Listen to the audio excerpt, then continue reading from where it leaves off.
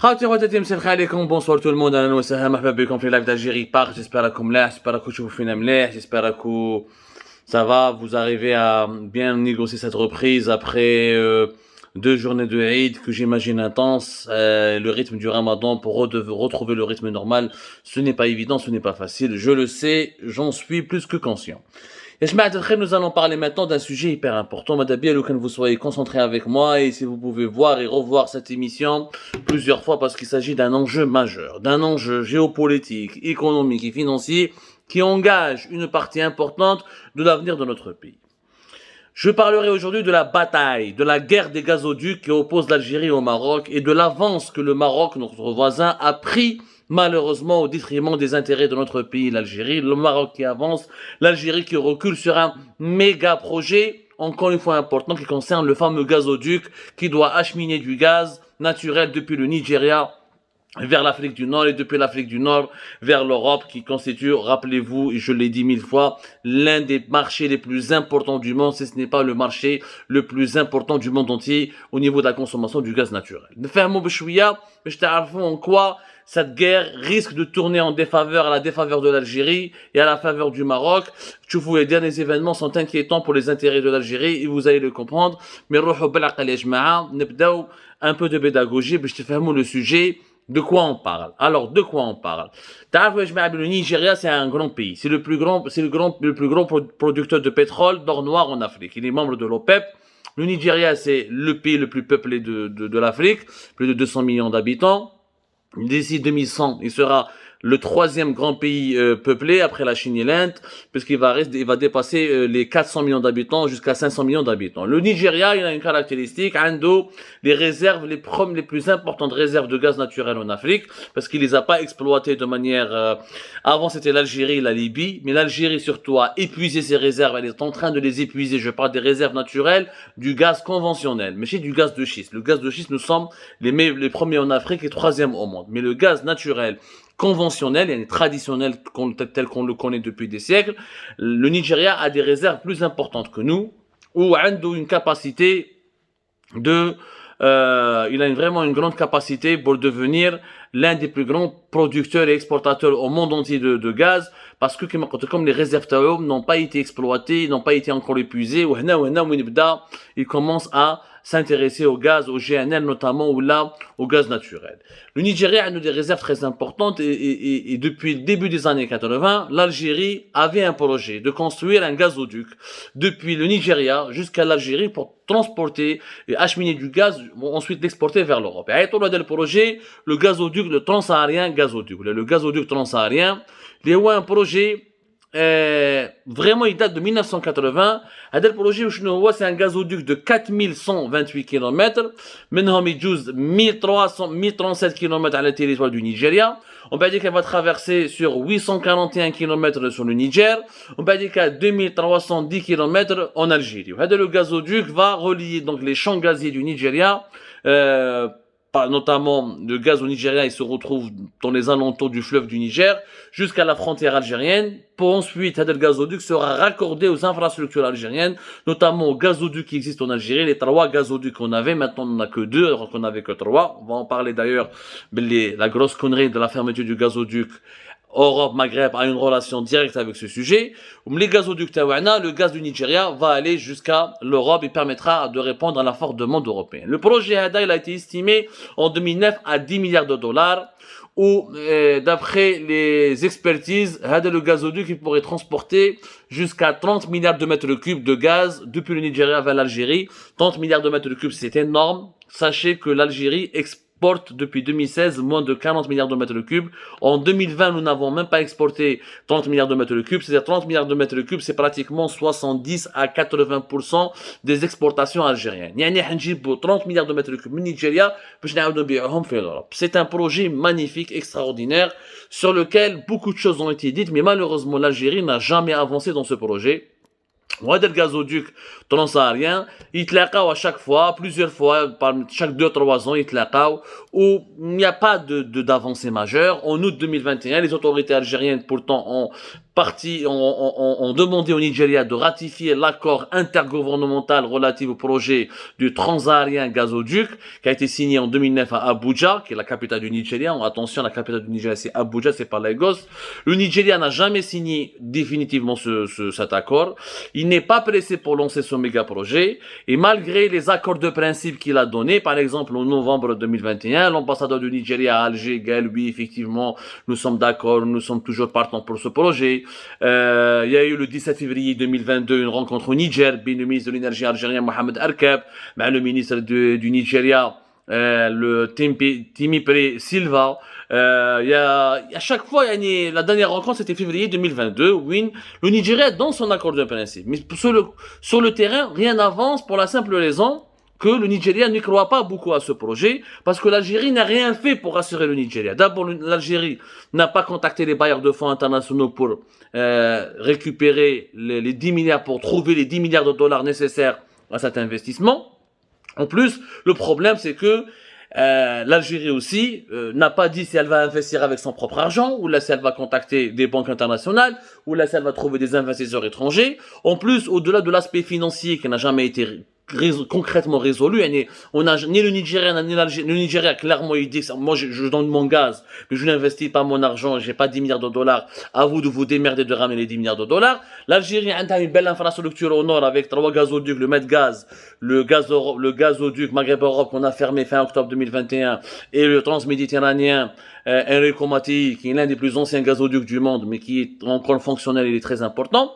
Mais l'Algérie n'a pas aussi répondu à la question qui va ramener les 10 milliards de dollars. Le deuxième problème, c'est que le transsaharien va traverser des territoires qui vivent des situations de guerre. Le Niger, le nord du Nigeria avec Boko Haram, le Niger avec les groupes armés islamistes qui sont en train de former des petits émirats depuis le nord du Mali jusqu'au nord du Niger, jusqu'au Burkina Faso. La région n'est pas sécurisée, ce qui fait que le Nigeria n'était pas très chaud. D'ailleurs, le Nigeria a commencé une première partie de ce gazoduc. La première partie, c'est un pipeline. Il y a le pipeline Ajukuta-Kaduna-Kano, le AKK, qui fait de 614 km. Le pipeline, c'est la première partie, normalement. Le pipeline, il était censé être la première partie de ce fameux projet gazoduc transsaharien. Il n'a pas été fait pour la simple raison parce que au début il fallait faire cette ligne pour ensuite aller vers le nord du Niger. Comme le nord du Niger, ils vont rajouter à l'AKK un autre pipeline. Il va lancer définitivement, ils vont se lancer dans le gazoduc transsaharien. La mi-2020, ce projet qui coûtait 2,6 milliards de dollars n'a pas trouvé des financements. Le Nigeria n'a pas pu le mettre en service pour la simple raison que d'abord l'aspect, ça coûtait beaucoup d'argent pour sécuriser le nord du Nigeria où il y a toujours des affrontements avec des groupes armés. Et en deuxièmement, les 2,6 milliards de dollars en pleine pandémie de Covid-19 2020, avec la crise financière et les dettes en 2021, le Nigeria n'a pas pu mettre de l'argent. Du coup, le premier tronçon, le TSGP, le Transsaharien Gazoduc, n'a pas pu se faire, ou le AKK, pour le moment, n'est pas encore entré en service. Ce qui fait donc le projet Algérie-Nigeria, qui est ambitieux, qui date de 1980, qui est l'un des gazoducs les plus importants du monde, parce qu'on est censé ramener une autre source de gaz naturel, qui est le Nigeria, depuis du gaz du Nigeria jusqu'à l'Europe. Je rappelle que l'Europe, l'Europe avec la Turquie, l'Europe centrale, l'Europe occidentale, l'Europe centrale, la Turquie, c'est pratiquement 45% des importations mondiales du gaz naturel. Je te fais un mot mleh. Depuis 2011, ça représente plus de 17% de toute la consommation mondiale du gaz. On estime que c'est presque entre 550 milliards de mètres cubes jusqu'à 600 milliards de mètres cubes. Donc la consommation européenne, elle est importante. Vous imaginez celui qui va réussir à offrir plus de gaz à l'Europe, c'est celui qui va gagner de l'argent, mais c'est celui qui va avoir un atout avec une influence majeure sur ensuite les prises de décision politiques, parce que l'accès au gaz, ce n'est pas seulement l'accès au chauffage ou à la cuisson ou là, c'est aussi l'accès à une énergie fossile importante pour l'industrie, pour le fonctionnement de l'économie, pour le fonctionnement des transports. Le gaz aura une importance majeure, encore beaucoup plus que le pétrole dans le siècle à venir, parce que le gaz, on peut l'utiliser dans un cadre des énergies renouvelables. Il est beaucoup moins polluant que le pétrole, et l'Europe a énormément besoin de gaz pour ses besoins industriels et domestiques. Donc, le coup fait le gazoduc, le Nigeria qui chef de l'Algérie. n'a rien fait ni pour politiquement s'impliquer dans le Sahel et améliorer le niveau de sécurité du tracé par lequel devait passer le transsaharien gazoduc, ni elle n'a rien fait pour ramener ou trouver les 10 milliards de dollars nécessaires pour le projet du gazoduc transsaharien. Le Nigeria va depuis 2016 et s'est rapproché du Maroc. Le Maroc, il a profité de la faiblesse de l'Algérie. Il a proposé au Nigeria depuis 2016 un autre projet. Et le projet le Nigeria Marocco Gaz Pipeline, qui est un projet encore plus gigantesque et plus ambitieux que le transméditerranéen, qui fait le double, pour ne pas dire le triple du gazoduc transsaharien.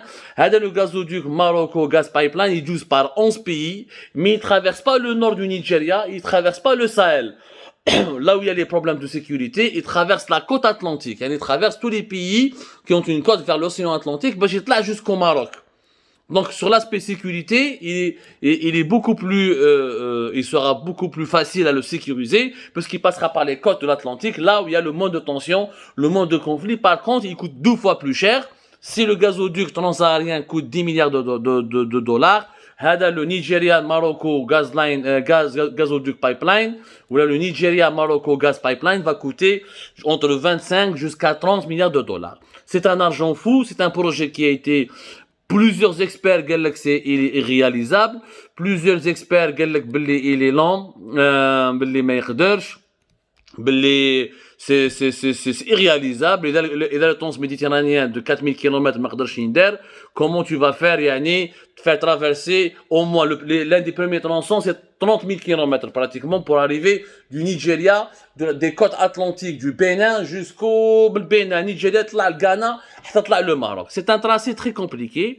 الناس ما امنوش به البروجي هذا, sincèrement ما امنوش به, mais malheureusement pour l'Algérie, vous allez comprendre pourquoi malheureusement pour l'Algérie, ce projet est en train d'avancer de manière phénoménale. Et le Maroc et le Nigeria, donc qui n'étaient jamais amis, parce que le Nigeria c'était l'un des pays qui a soutenu l'indépendance du Sahara occidental, un pays qui a toujours été proche des positions de l'Algérie dans le dossier du Sahara occidental, l'un des pays qui était fondateur et pays clé de l'Union africaine.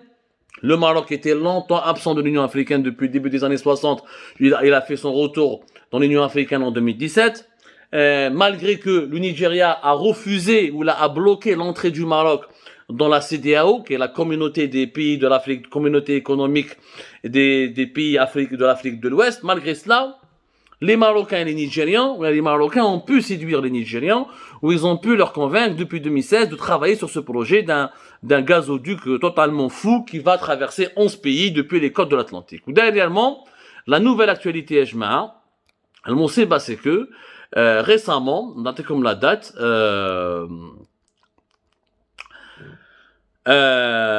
le ministre, c'était au Togo, j'imagine, il y a une semaine de cela, il y a des nouvelles déclarations de la part des autorités nigériennes. C'est le ministre nigérian du pétrole, donc Timipre Silva, celui qui s'est entretenu avec le ministre algérien de l'énergie Mohamed Al-Kab en février 2022 au Nigeria.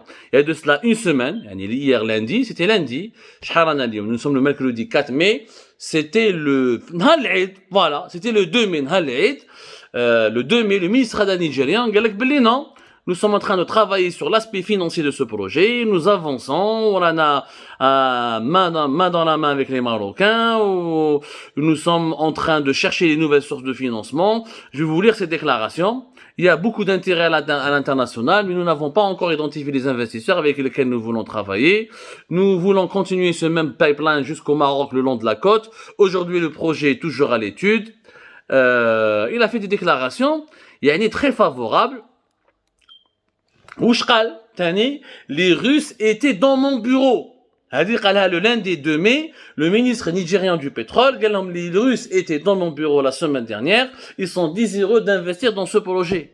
Les Russes qui sont les partenaires des Algériens, les Russes qui sont les premiers fournisseurs d'armes et d'armement des Algériens, sont partis voir le Nigeria pour participer au financement d'un gazoduc qui concerne le Maroc.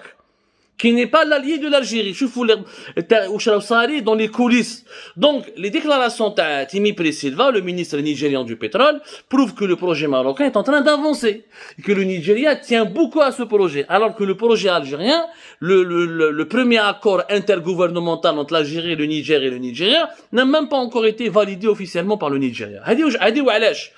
Parce que, du côté du Maroc, il y a les Marocains ont fait un lobbying important depuis 2016 pour torpiller le projet algérien, le gazoduc transsaharien, et pour convaincre le Nigeria de marcher dans leur propre, de les soutenir ou de faire alliance pour leur propre projet. C'est le projet qui est fou, à 30 milliards de dollars, les Marocains ont promis au Nigeria un soutien occidental, un soutien américain, un soutien israélien, parce que le Maroc maintenant est un allié à Israël, un soutien des pays du Golfe. Donc le Maroc qui bénéficie aux yeux du Nigeria de plus de stabilité que le régime algérien, qui bénéficie de plus d'appuis internationaux que le régime algérien, le Maroc est en train, quelque part, il a pu séduire le Nigeria pour le convaincre de miser davantage sur son projet que sur le projet avec l'Algérie. C'est une très mauvaise nouvelle pour l'Algérie. Le gazoduc transsaharien ne se fera pas, ça sera une perte immense parce que les réserves taïwanaises de gaz traditionnelles sont en train de baisser. Nous ne pouvons plus exporter on n'exporte plus de 40 milliards de mètres cubes depuis 2016. D'ici 3, 4, 5 ans, on pourra à peine exporter même pas 20 milliards de mètres cubes parce que la consommation nationale tekber ou les réserves taïwanaises traditionnelles conventionnelles yokso. Si on n'a pas une nouvelle source d'approvisionnement du gaz pour vendre du gaz naturel à l'Europe, nous allons perdre un atout majeur. On ne sera plus une puissance énergétique et on ne sera plus capable de mener des discussions et on perdra notre leadership régional. Le Maroc va prendre le leadership régional et si le Maroc fait son gazoduc, le Maroc va remplacer l'Algérie grâce à ce gazoduc en s'imposant comme étant l'un des nouveaux fournisseurs de gaz naturel de l'Europe parce que ça va passer depuis son territoire. Le mouchkil Monseba Kbira. Pourquoi le 2 mai les négociations entre le Maroc et le Nigeria ont avancé?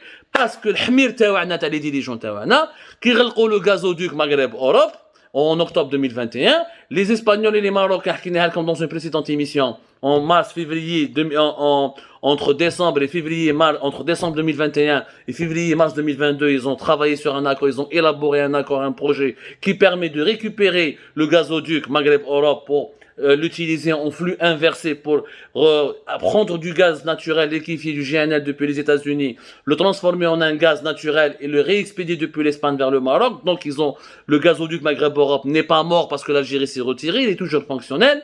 Quand les Nigérians, ils ont vu que les Marocains et les Espagnols, ils ont trouvé un bel accord pour conserver en vie, conserver le gazoduc Maghreb-Europe dans une situation pour le maintenir comme étant une infrastructure opérationnelle, les Marocains, ou les Nigérians. Alors, ما تخافوش, احنا نجيب لكم les investissements, وعندنا un gazoduc. Le gazoduc, les deltes l'Algérie, le Maroc et l'Espagne, le Maroc n'était qu'un point de passage. Dans les années 90, le gazoduc Maghreb-Europe, qui a coûté l'équivalent de 3 milliards d'euros, et qui a été fait durant le début des années 90, et qui a été inauguré à partir de 1996, et qui a commencé à travailler de manière maximale à partir de 1998. À l'époque, on était en guerre contre le Maroc, pratiquement. Les frontières étaient fermées à partir de 1994. Malgré, à l'époque, à l'époque, malgré les tensions politiques qu'il y avait entre le Maroc et l'Algérie, mais le gazoduc Maghreb-Europe, il a pu se faire. Aujourd'hui, les Marocains, qui étaient un simple point de passage à l'époque, disent le gazoduc ou le taham. Parce qu'ils ont récupéré le tronçon, ou les Espagnols, pour le réutiliser binettrum. Et l'Algérie, ou hors jeu. Donc le Nigeria, là où il chauffe le Maroc, a son propre gazoduc. Et tellement on a fermé les Algériens, tellement nous n'avons pas réfléchi avec notre génie, notre cerveau, on leur a donné gratuitement un gazoduc qui coûte 3 milliards de dollars. Les Marocains et les Espagnols, ils l'ont retransformé. Ils l'ont réadapté techniquement pour le gaz de l'Espagne, le Maroc.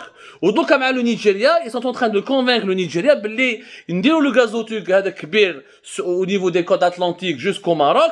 Même le gaz du Nigeria qui va traverser 11 pays, grâce au projet le Nigeria-Morocco Gaz Pipeline, le gaz du Nigeria va passer par le gazoduc Maghreb-Europe pour partir jusqu'à l'Espagne.